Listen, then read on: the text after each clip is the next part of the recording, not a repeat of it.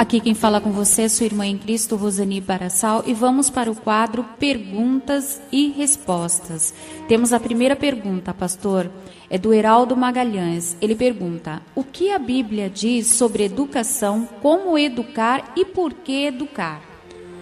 Ora, este assunto de educação é muito frequente na Bíblia Sagrada. Nós encontramos no livro de Deuteronômio, a palavra Deuteronômio significa repetição de leis, quando o povo de Israel já estava na entrada da terra de Canaã. Deus alertou Moisés para que repetisse preceitos que já tinham sido dados, mas que o povo tivesse lembrança presente deles. E uma das recomendações deste livro está no capítulo 6, e a partir do versículo 4, nós lemos: ouve Israel, o Senhor nosso Deus é o único Senhor. Amarás, pois, o Senhor teu Deus de todo o teu coração, de toda a tua alma e de todas as tuas forças. E estas palavras que hoje eu te ordeno estarão no teu coração. Agora vejamos a educação para os filhos. E as ensinarás a teus filhos, e delas falarás assentado em tua casa, e andando pelo caminho, e deitando-te e levantando-te. Também as atarás por sinal na tua mão, e te serão por fronteiras entre os teus olhos. E as escreverás nos umbrais de tua casa e de tuas portas. Quando, pois, o Senhor teu Deus te introduzir na terra que jurou a teus pais, a Abraão, Isaque e Jacó, que te daria com grandes e boas cidades que tu não edificaste, e casas cheias de todo bem que tu não encheste, e poços cavados que tu não cavaste, vinhas e olivais que tu não plantastes, e comeres e te fartares, guarda-te de que não te esqueças do Senhor que te tirou da terra do Egito, da casa da servidão. O Senhor teu Deus temerás e a Ele servirás, e pelo seu nome jurarás. Não seguireis outros deuses, os deuses dos povos que houver ao redor de vós, porque o Senhor teu Deus é um Deus zeloso no meio de ti, para que a ira do Senhor teu Deus se não acenda contra ti e te destrua sobre a face da terra. Então, educar para quê? Qual a finalidade? Para não ser destruído, para não se tornar infeliz aqui na terra presente, na vida presente.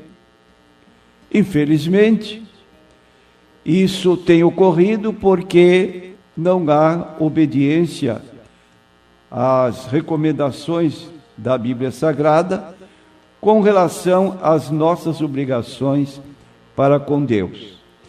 Agora, o livro de Provérbios é um livro recheado de conselhos para que os pais tenham cuidado com a educação dos seus filhos, de modo que eles possam ser felizes aqui na terra e no futuro. Por exemplo, no livro de Provérbios 19, versículo 18 e 22, nós vamos encontrar o Senhor dizer assim: castiga teu filho enquanto há esperança, mas não deixes que o teu ânimo se exalte até o matar. Então há uma recomendação para que o filho seja orientado e, quando desobediente, possa sofrer um castigo para que ele possa ter uma continuidade de vida de acordo com a situação que o pai exige. No mesmo capítulo 19, versículo 22, nós lemos que o homem mais deseja o que ele faz bem. Então está aqui a vontade de Deus nesse particular, continuando na leitura do livro de Provérbios 22, versículo 6, está escrito: educa a criança no caminho em que deve andar, e até quando envelhecer não se desviará dele. Nós lemos então como obediência deste preceito que dado no livro de Provérbios, vamos encontrar na segunda carta de Paulo a Timóteo, ele trazendo a lembrança a Timóteo de que ele era um obreiro, pastor, como diz a história na igreja de Éfeso, porque ele tinha tido princípios bíblicos trazidos por sua avó, a sua mãe, Eunice, e agora ele tinha absorvido todas estas instruções e se mostrava um jovem apto na palavra de Deus, trazendo à memória a fé não fingida que em ti há, a qual habitou primeiro em tua avó Lóide, e a tua mãe Eunice, e eu estou certo de que também habita em ti. Então essa palavra mostra que Timóteo tinha educação religiosa em casa, trazida pela sua mãe, que por sua vez havia sido instruída pela sua avó. Capítulo 3 de 2 Timóteo, versículo 15, o apóstolo Paulo se reporta à meninice e adolescência de Timóteo, e que desde a tua meninice sabes as sagradas letras que podem fazer-te sábio para a salvação pela fé que há no Senhor Jesus Cristo. O descuido na educação dos nossos filhos em nossos dias tem se tornado tão crítico que, infelizmente, grande parte de pessoas que estão ligadas ao vício das drogas teve pais evangélicos que, infelizmente, não eram frequentadores da escola bíblica dominical, não recebiam instruções bíblicas em sua casa, não fazendo o culto doméstico, e se afastaram do caminho de Deus. Algumas vezes é pela própria vontade da pessoa, recebe orientação e se afasta, mas outras vezes é negligência dos pais. Então você quer ter um filho que possa amanhã se tornar pai de família e pessoa feliz, que vive sua vida normal, trabalhando, educando seus filhos, faça isso, obedeça ao que está na palavra de Deus e também ao que Paulo recomenda. Honra teu pai, falando com os filhos, e a tua mãe, que é o primeiro mandamento com promessa, para que te vá bem e vivas muito tempo sobre a terra. Esta é a finalidade da educação que damos aos nossos filhos.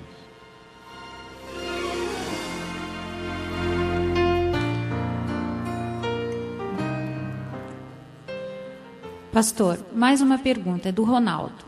Ele pergunta, em Apocalipse, né?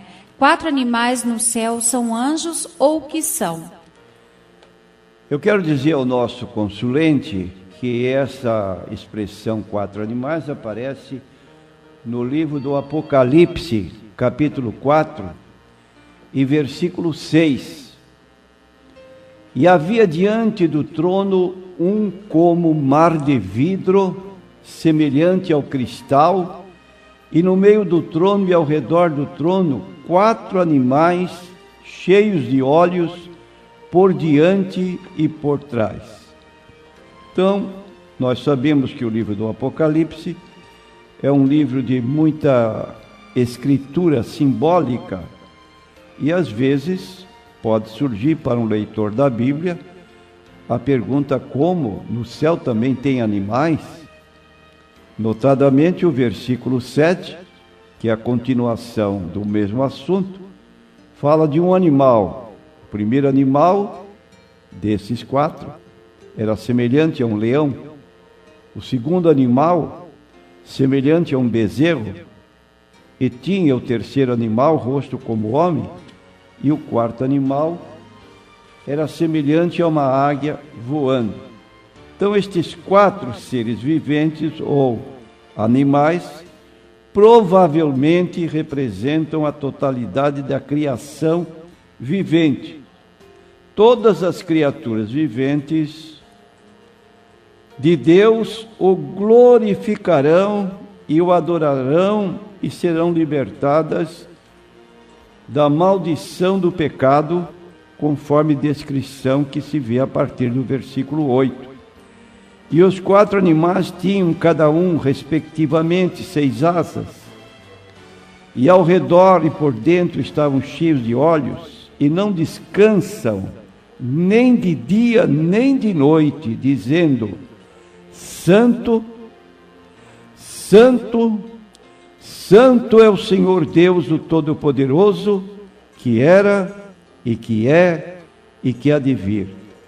E quando os animais davam glória e honra e ações de graças ao que estava sentado sobre o trono, ao que vive para todo sempre, os 24 anciãos prostravam-se diante do que estava sentado sobre o trono, adoravam ao que vive para todo sempre, lançavam as suas coroas diante do trono, dizendo: Digno és, Senhor, de receber glória e honra e poder, porque Tu criaste todas as coisas e por Tua vontade são e foram criadas. Então, repetindo, os 4 animais representam a criação de Deus, e esta criação de Deus estará adorando a Deus, conforme os versículos 8 a 11. E nós também, que integramos esta criação, estamos já no presente adorando a Deus, dentro do que diz João 4:24, Deus é Espírito, e importa que os que o adoram, o adorem em espírito e em verdade. Pastor, as testemunhas de Jeová ensinam que Jesus é o mediador só dos cristãos ungidos. Essa interpretação é correta? Não. Essa interpretação é herética. Encontramos uma publicação desse grupo religioso, Sentinela, de 15 de setembro de 1979, na página 32, com uma seguinte pergunta e resposta: será que Jesus é mediador só dos cristãos ungidos? Isso, a revista mencionada está levantando essa pergunta. Resposta dada na revista: de modo que, em estrito sentido bíblico, Jesus é o mediador apenas dos cristãos ungidos. Então está limitando que Jesus não é mediador de todos os homens, só de uma classe especial. Aqui é dado o título de cristãos ungidos. A outra classe que não tem Jesus como mediador, que é conhecida como a grande multidão, ou também a classe das outras ovelhas, acerca dessa classe se diz o seguinte: a grande multidão de outras ovelhas que se forma hoje não está neste novo pacto. Pesquisando a Bíblia, encontramos a palavra mediador aplicada a Jesus nos seguintes termos. Então, ao contrário do que está sendo ensinado, se você procurar na Bíblia a palavra mediador, Você vai encontrar em 1 Timóteo 2:5 o seguinte: porque há um só Deus e um só mediador entre Deus e os homens, sem restrição. Continua: Jesus Cristo, o homem. Então a Bíblia declara nesse texto de 1 Timóteo 2:5 que Jesus efetivamente é o único mediador. Agora, observe bem a extensão desta palavra. A quantos abrange esta mediação? No versículo precedente de 1 Timóteo 2, que é o versículo 4, se lê que Deus quer que todos os homens se salvem e venham ao conhecimento da verdade. Ora, se Deus quer que todos os homens se salvem, no versículo 4, no versículo 5 se diz, então, a extensão desse desejo de Deus, que são todos os homens. De modo que Jesus não é mediador só de uma classe de pessoas, é mediador de todos os homens. Agora observe, meu prezado ouvinte, o que eu vou lhe contar. Entretanto, convém apontar que na sentinela de 15 de junho de 1984, na página 26, lemos como determinados grupos religiosos alteram a Bíblia a seu bel prazer. Você sabe, de acordo com Apocalipse 22, 18 e 19, que nós não podemos tirar da Bíblia nada e nem podemos acrescentar. Então, nesta revista, 15 de junho de 1984, página 26, diz o seguinte: então, qual é o papel de Cristo neste programa de salvação? Paulo passou a dizer, estou lendo o que está na revista: há um só Deus e um só mediador entre Deus e os homens. Um homem, Cristo Jesus, o qual se entregou como resgate por todos. 1 Timóteo 2, 5 e 6, tradução do Novo Mundo. Como se observa, foi feito nessa revista um parêntese, depois da palavra entre Deus e os homens, abriu-se um parêntese e colocou-se dentro desse parêntese o seguinte: não todos os homens. Então alteraram a Bíblia para justificar essa divisão de duas classes. Uma classe especial para quem Jesus é mediador e a outra classe que é chamada grande multidão, que não tem participação. Daí introduziram um parêntese, colchetes, não todos os homens. Como se observa, então, foi feito esse parêntese entre colchetes e enxertada na expressão restritiva, não todos os homens, para sustentar essa divisão do povo em duas classes. A dos ungidos, que tem Jesus como mediador, e a classe das outras ovelhas, para quem Jesus não é mediador. Pode alguém salvar-se sem um mediador? Pode alguém salvar-se sem Jesus? A nossa resposta é não. E encontramos apoio para essa nossa resposta em João 14, 6, que você conhece de cor. Eu sou o caminho, a verdade e a vida. Ninguém vem ao Pai senão por mim. Imagine o que fazer uma classe de pessoas que deliberadamente já estão tomando conhecimento de que Jesus não é seu mediador. Agora você encontra mais em Atos 4, versículo 12, e em nenhum outro a salvação, porque também debaixo do céu nenhum outro nome há dado entre os homens pelo qual devamos ser salvos. E eu quero dizer, concluindo, que pode a pessoa trabalhar, distribuir folhetos, revistas de porta em porta. Se não tiver Jesus como mediador, fora. Não tem salvação.